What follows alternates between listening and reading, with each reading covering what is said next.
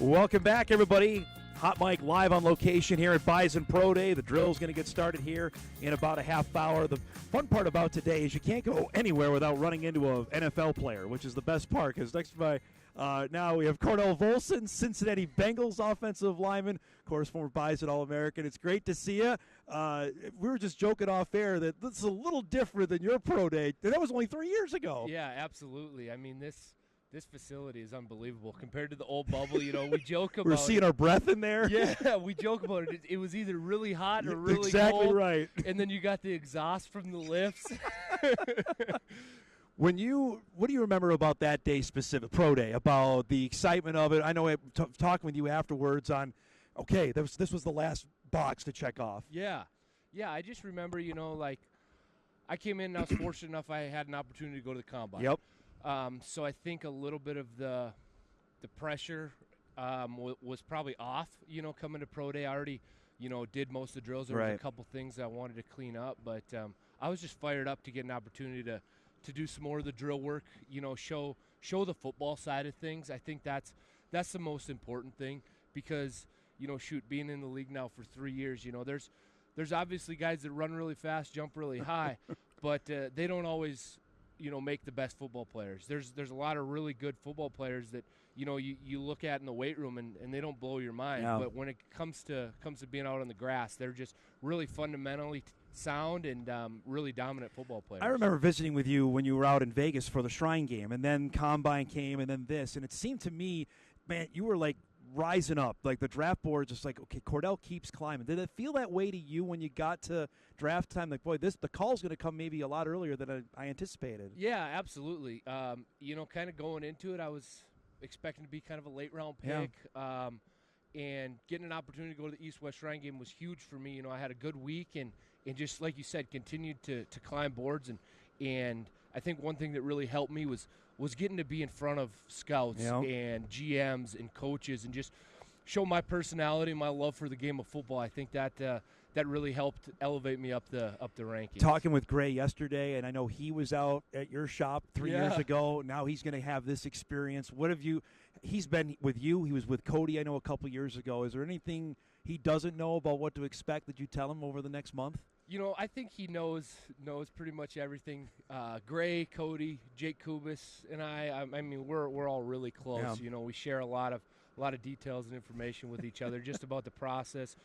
Gray's shooting in our group chat, just all kinds of questions, and we do our best to help him out. You know, I'm really fired up for him. I remember him as a freshman, starting as a true freshman. We were just talking about that on the show yesterday, where he was telling me he looked like a giraffe out there in that spring season. Yeah, it was. And he got thrown out there, and I remember looking like, whoa.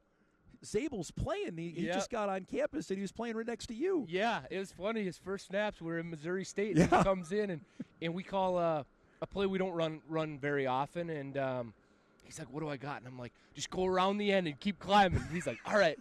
We ripped it for like 17 yards, and I was like, there you go, bud. You know, you're ready to roll. How much for him and Mason both playing in that spring that helped them to get where they're at, because they got extra reps in that weird spring year? Yeah, absolutely. I think, you know, especially when you can get game reps, game quality reps against quality opponents is huge. You know, they played a lot of football for us in the spring. They were a big factor. I mean, Mason started at right tackle next to me at right guard in you know, the quarterfinals. Yeah, that's right. Sam Houston, you know. So those guys have been through the fire. They've seen it all. You know, really happy for them to go out on top this year. We got a break. You had time for like 5 more minutes? Yeah. All right, let's do it. We'll get caught up here. We'll take a break. More with Cordell Volson of the Cincinnati Bengals, former Bison All-American. We're here at NDSU Pro Day. Drill's going to start in about a half hour. We're back on Hot Mic, live on location right after this.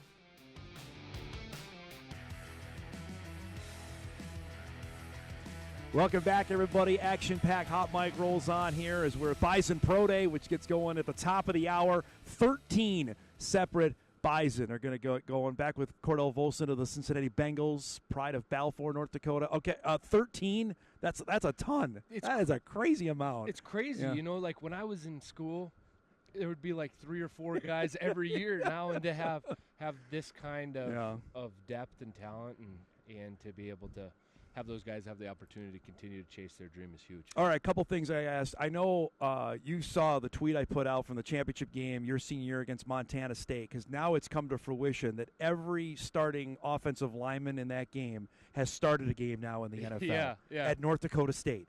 I mean, not Alabama, not Ohio State, NDSU. Yeah, what's that mean to you? It's crazy. You know, it means a ton, you know, because I played on that line, played on the 19 line. Yes. And, you know, that was all right. Guys from the 19 O-line and then our guys from the 21 O-line, we have – and I kind of stand in the middle, like, you know, which one was better. But, I mean, you just look at what that 21 O-line turned out to be.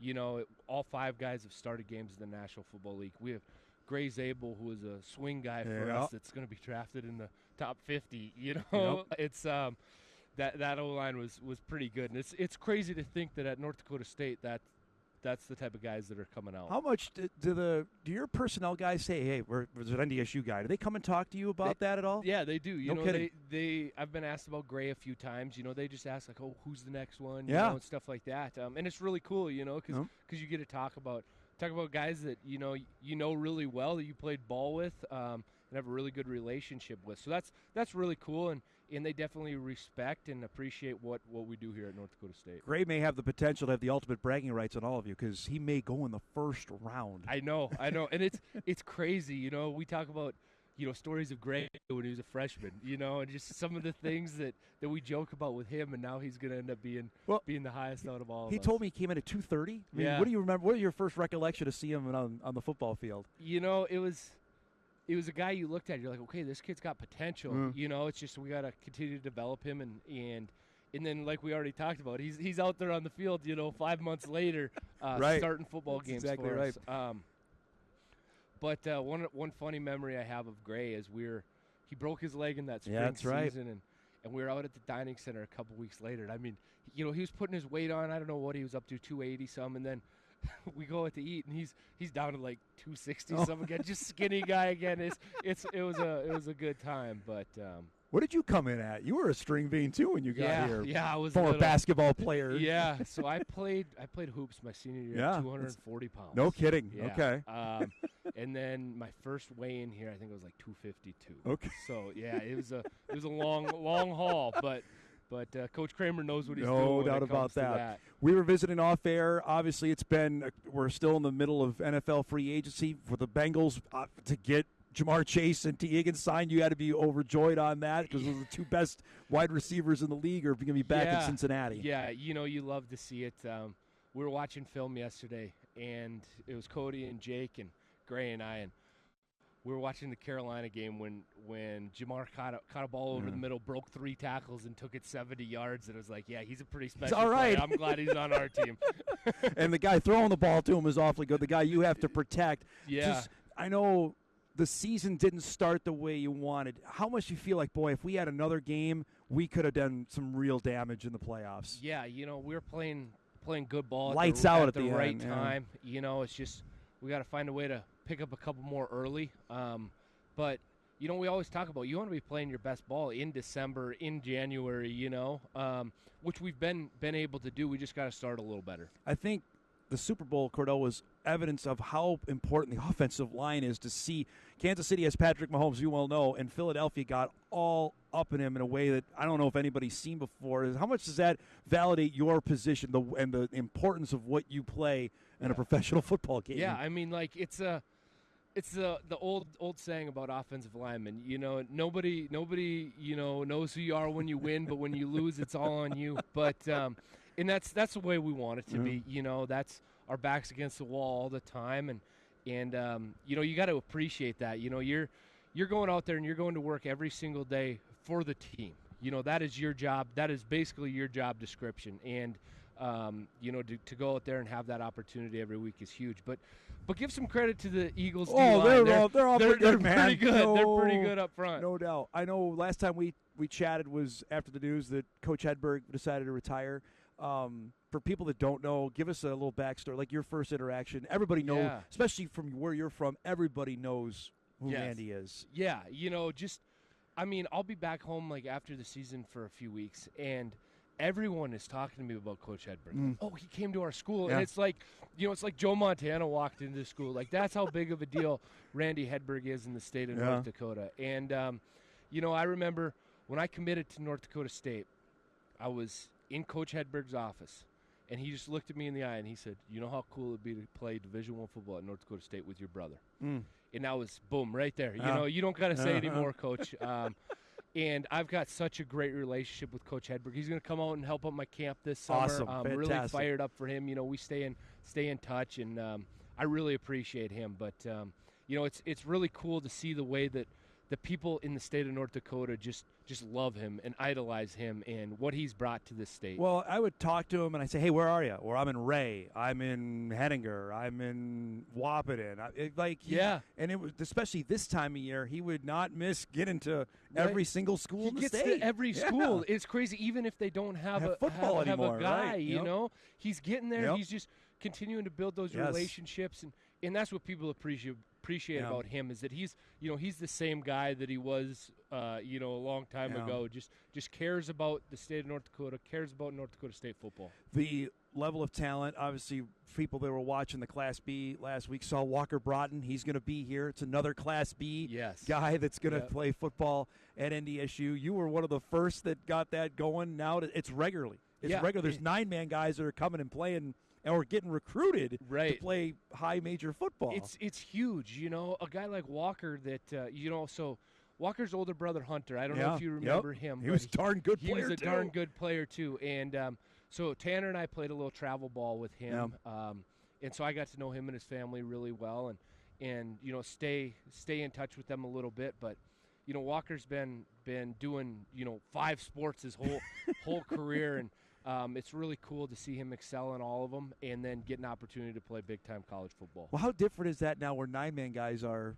getting, like, okay, Kansas State's going to be here, or, what Nebraska's coming, like, holy cow, this is wild that this is regularly occurring. Right. I think it just, not me, not Cody. I mean, there were guys way before us, like Landon Leckler, that really opened the door for that really showed that, hey, there's a lot of really talented players that play at smaller schools. Maybe it might take a couple years to develop them, but they're going to turn into really good football players. A couple last things here for I really appreciate your time today. For the guys that are going to go through this today, afterwards, what do you tell them about this period between now and the draft? Is it nerve-wracking, or is it like you've done everything you can? You've done everything you can. At this point, after today, like, forget how to run a 40, forget how to do the L drill.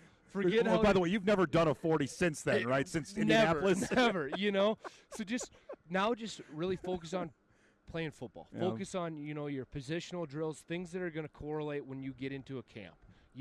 Really focus on being a good football player so that, when you get your opportunity, you can make the most out of it. The craziness of that 3 days, like you mentioned earlier, I think you knew maybe an idea where you're going to go. The moment, though, when the phone started ringing, what was that like? Yeah, it's crazy. I was sitting there with my family and my friends, and the phone rings, and I know it's an Ohio number, and we kind of had my agents put a list together of teams that we thought were interested, and Cincinnati had the pick, and then Cleveland had the next pick, and both of those were high on the list, and I was like, here we go, one of them, and it was Zach Taylor, and I was fired up. That's awesome. Had a great conversation with him, and have really loved getting to play for him, and man, I couldn't ask for a better place to be. Cody told me the Buccaneers were one of the few, they didn't talk to him a whole lot. Did Cincinnati talk to you a lot during the process? Because I find that the teams that ignore you are the ones that actually end up picking you. Yeah, they weren't overly aggressive with the communication. They brought a guy out to do a private workout with me and stuff, but several teams did that, and other than that, I didn't, have any formals with them at the combine. Didn't have many sit-down meetings with them, but they came through, and I was fired up. I mean, to get an opportunity to play with Joe Burrow, Jamar Chase, those type of guys that are just superstars, and the best part is they're great people. Last thing for you, you play with Joe Burrow. Cam Miller developed in a way where he's been a winner. You saw him in the early stages. To see where he's at now, can Cam Miller play in the NFL? Cam Miller can absolutely play in the NFL. I love Cam. He is a competitor through and through. Throughout his career, a lot of people doubted him. Mm-hmm. A lot of people said the guy can't win the big game. And now he's arguably the best quarterback to play at North Dakota State. It's in the conversation. Look at what he did this season, and he always delivered. Remember him coming in as a true freshman in the spring and just playing his heart out. He's a true freshman. A lot of things he needed to clean up and get better at, but he just competed and played really hard, and that's going to take him a long way on the next level. Awesome to see you. I know. Yes. Thanks so much always for doing this. Enjoy it. We'll be in touch over the summer when your camp Absolutely. gets going, all right? I appreciate you having me. Always good to catch up, Dom. Cordell Volson, pride of Balfour, North Dakota, Cincinnati Bengal, and former Bison All-American. We break. Are we going to get Cody? Has he got time? All right. We got Cody Mao coming up as well. Why not? There'll be a good one for you. Coming up. We'll do that when Hot Mike returns. We're back right after this.